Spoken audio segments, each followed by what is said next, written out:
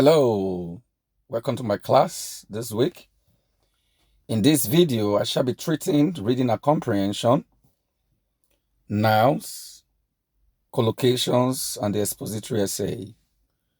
Unit 1, reading and comprehension. You'll find that on page 21, and the topic is drug addiction.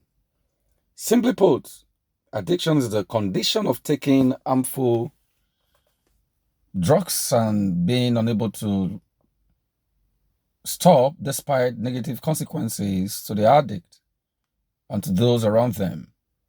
Many people do not understand why or how others become addicted to drugs. Drug addiction is a complex disease, and stopping drug use takes more than good intentions or strong will. In fact, because drugs change the brain in ways that encourage drug abuse, it is difficult to stop, even for those who want to. All drugs contain chemicals that tap into the brain's communication system and disrupt the way nerve cells normally process information. There are at least two ways in which this happens. First, drugs can cause the nerve cells to release abnormally large amounts of the brain's reward chemical, dopamine. So that's on page 21 of your textbook. Now the next topic is nouns.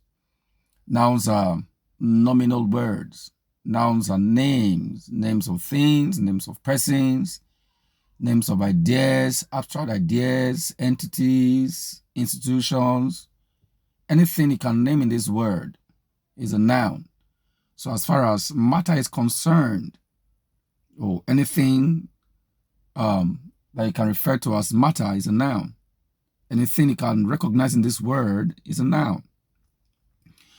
All right, so we're going to be looking at the different types or different categories of nouns. All right, so to begin with, we have the common nouns. Then you have the proper nouns, you have the abstract nouns, you have collective nouns, you have compound nouns, you have countable nouns, or count nouns. So a common noun is a noun that is common, a name that is common to things, to persons. For example, the word person, student, is a noun. Cheese is a common noun.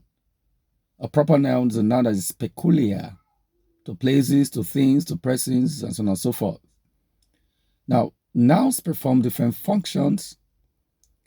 Nouns can be the subject. A noun can be the subject of a sentence. A noun can be the object.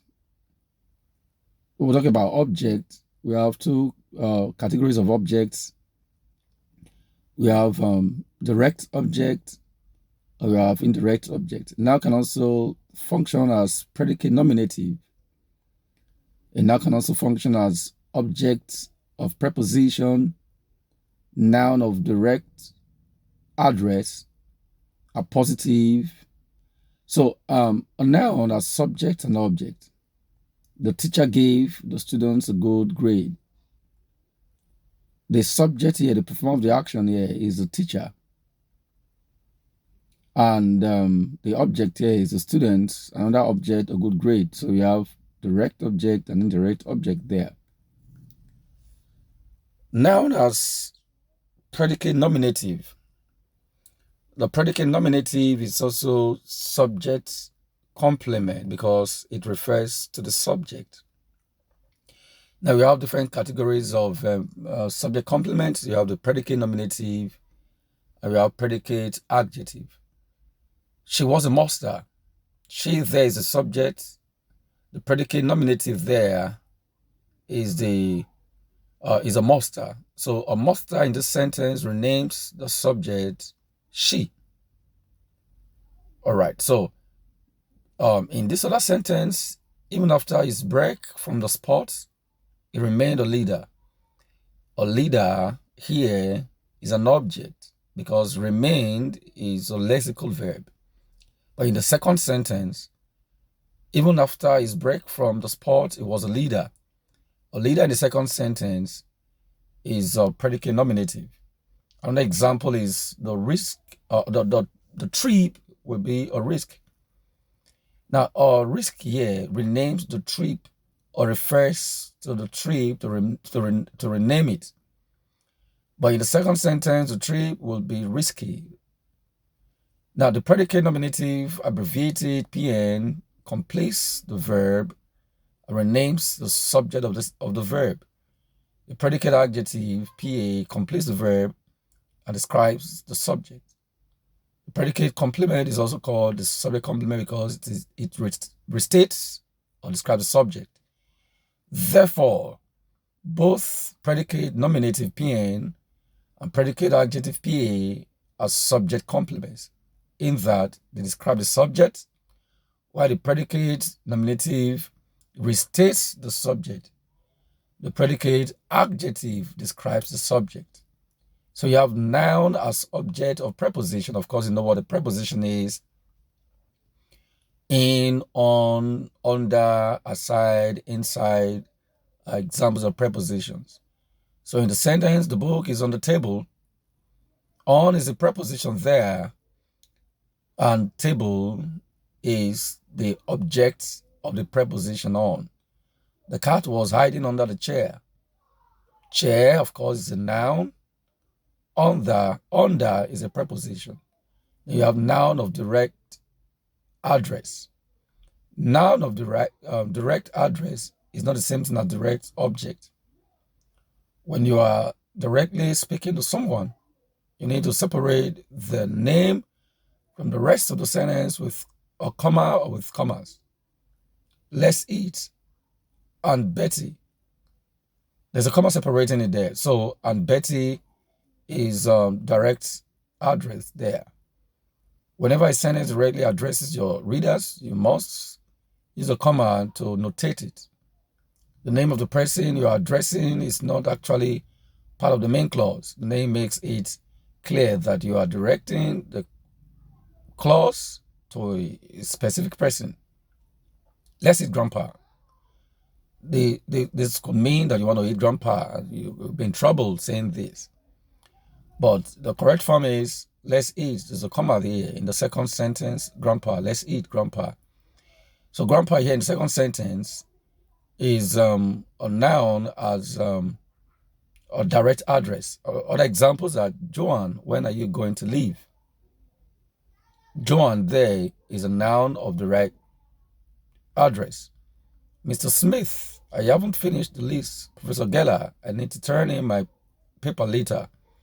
Professor Geller there is a noun as direct address. Then the next topic this week is the expository essay. So you're going to be writing the expository essay. Of course, it's not the same as descriptive, even though it has some element of descriptive essay, but basically an expository essay tells how to do something and how to define something. It's a teaching kind of essay. It's an explanatory kind of essay that needs supporting details more than just a list of examples. Now we have types of the expository essay. You have problem and solution type. You have cause and effect. You have comparison and contrasts. You have definition. You have classification. You have process kind of expository essay. That means an expository essay that teaches you or that you will have to teach a process. So the parts, the first part is the title that is coined from the topic.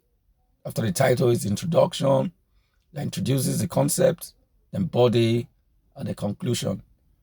The title, like I said, or heading, is coined from the topic. And thereafter, you have the introduction.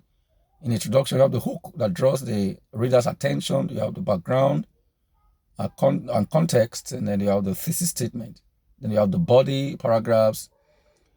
So that's for the expository essay. Lastly, this week we're looking at collocations.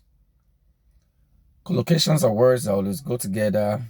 Certain words in English have to go together. Collocations refer to a relationship between words that frequently occur together. The words together can mean more than the sum of the parts. You have examples like hot dog, mother-in-law. These words always go together. Other examples of collocations. Then you have types of collocations. You have the adverb, adjective, collocation, completely satisfied. You don't say I'm downright satisfied. Completely satisfied always go together. You have other examples. You have come complete with, come first, come end of view, come last, come prepared, come right back. These are collocations with come. Then we have collocations with go also, go bad, go bored. So that's my package for this week. See you in my next class.